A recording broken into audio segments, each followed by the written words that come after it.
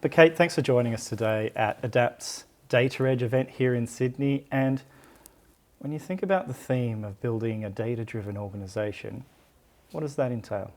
Oh, so much stuff. Thanks for having me. It's really always a pleasure to be here with you folks. A data-driven organisation is an aspiration that many people have nowadays, but it seems to me that if you really are trying to undertake digital transformation, you need to line up your data so that it'll support it. And that's what you need to have. So it's something that needs to become part of your DNA as an organisation, not a thing that you add on top. So it's almost making those data outcomes, the enablement and scaling digitisation and automation as well. They're kind of connected parts of the same whole in a way. And when we look at the ADAPT research, 81% of Australian organisations today are probably around the midpoint of their journey to becoming fully data enabled. And when you think about some of the partnership opportunities, some of the ways that universities can work with corporate and not-for-profit organisations, what can really work? Well, there's a number of things about the higher education sector. So universities traditionally have collaborated with industry in their pure play research area, and we're really experienced at that. But probably less so in the running of it as a business, so the administration, the enterprise. So I think what we need to do is learn some of the lessons that our research colleagues have learned over the years and apply them to our day-to-day business, which is something that we're trying to do. And I guess it's that scientific approach, taking the hypothesis to the problem, bringing in data to inform the decision makers, and also driving curiosity and engagement across the organisation.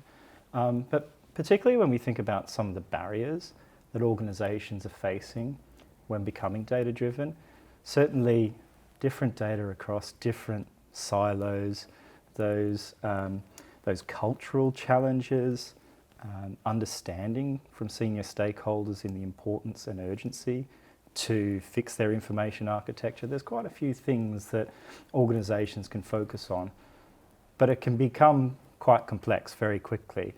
So when we think about prioritising some of these challenges to resolve, where should we start? So one of the important things that you mentioned an awful lot there, and there's a lot to unpack, but basically what we need to do is start with building mental maps across the organisation so that people have a mental map to put data and what it enables onto. So in 2018, when I had this vision for a serverless data lake, I told a few people that and they were like, what's that? What's one of those? Why would we want one of those? So what I did was I started to explain that if we can get all the data into one place where we can break down those silos and then unlock the power of that data, then they would be able to do different things with it. Suddenly made sense to them. Mm-hmm. But, my very technical thing of let's call it a data lake, that didn't mean anything to them. So it was really a series of conversations to build up a mental map of the things that they could do as a business if we did that with the data. Mm-hmm. So I think there's we talk about data storytelling and the importance of that. I think that's a really fundamental thing we need to do across the organisation to help people understand what data can do for them. And because data isn't the real game, it's the information and insights that it can provide and the processes that it can power. Mm-hmm. So really when I think about how well you simplified that story, it's developing understanding. It's relating these opportunities into the domain of the person you're telling the story to. And solving a business problem, that's always the way that's how you get money. Yeah. To do interesting projects. Yeah. Certainly thinking about that mental map as well. If you don't have that real business problem to solve, it can prevent sometimes getting the progress that you're really trying to achieve. And I guess when we think about the value of data, across from when we get started and we're just proving value in small use cases and starting to scale that up as well, where are some of the areas that you've focused on and what's really worked? Well, I focused where the business had a problem. So we changed our term structure. So we used to have 2 semesters, then we moved to 3 terms plus summer, which was a fundamental shift in our business model. And we weren't sure if students were going to enrol and stuff. So there was a lot of people who were really uncomfortable about their lack of information about that change. And so we started to meet their information needs to help them see how we were going with that change. So find a real problem that somebody has and help them fill their information needs is the thing that I would start with. And then we had COVID right after that. So that meant that people were really focused on the student enrolment side of things. So we did a lot of work on that. So finding the business problem kind of almost helps us to provide data as a product, as a service that's going to serve a number of different needs. And if we take the right kind of approach, we get the right mental map and almost take a platform mindset where we're delivering our data into dashboards, into other ways that stakeholders can easily access but also easily understand as well, seems to be some of the principles for success. When you think about some of the challenges along that journey, what have been the big things to solve?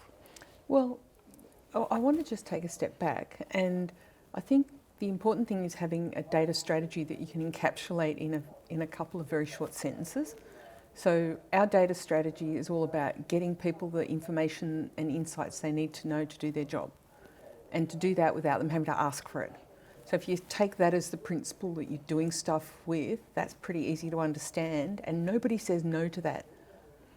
So going to having an explanation for what you're trying to achieve that makes sense to most people is actually really important. And that actually blows up a lot of the roadblocks that people have. So some of the challenges we had were just the sheer scale of the organisation. We've got a very large, very complex organisation, and it's really hard to get into people's calendars to be able to tell them about what is possible to help them. So simplification again. And there's the skills piece as well. How do you address that? Skills. Well, it's skills and people. We're on a great war for talent now. So when I established our new enterprise data platform in 2018, my team were all gurus on our legacy platform. And I wandered in and said to them, I need you to get onto this new platform, and you're going to be novices, and I need you to start again. And everyone on the team except one person signed up for that, and they're all gurus now, so a couple of years later. So you can grow your own talent, and my team are a really great bunch of data engineers and really adding value to the organisation. But we've really partnered with people. So we partnered with Contino to help us build out the platform, and since then we've been working with Altis to supplement our team and our skills. And we work really closely. We're on Microsoft Azure platform, so we work really closely with Microsoft and Databricks. So we meet with them on a fortnightly basis. They're constantly telling us how we can look at how we can optimise, both for cost and efficiency. And I think that interaction for my team with those people in those organisations really creates an interesting cross-fertilisation of ideas. Yeah, that value exchange we often hear about, that when you've got that true partnership, not only are you getting the competencies and the understanding that you need, but you're also driving domain understanding with your partner as well. And so there's, like you say, those synergies that result when you have those true partnerships. And I guess if you were going to leave one key message with the ADAPT community, what would it be? It's a journey, not a destination. And if you make a start and you get it a bit wrong, just recalibrate and keep going. It is genuinely a journey. And once you're on your way, you find new ways of seeing. So once you build skills and knowledge, and you've encapsulated all your data strategy and stuff, then you get new affordances that pop up and you go, oh, we can do this now because we've built this platform and we've got the foundations, we can do new things.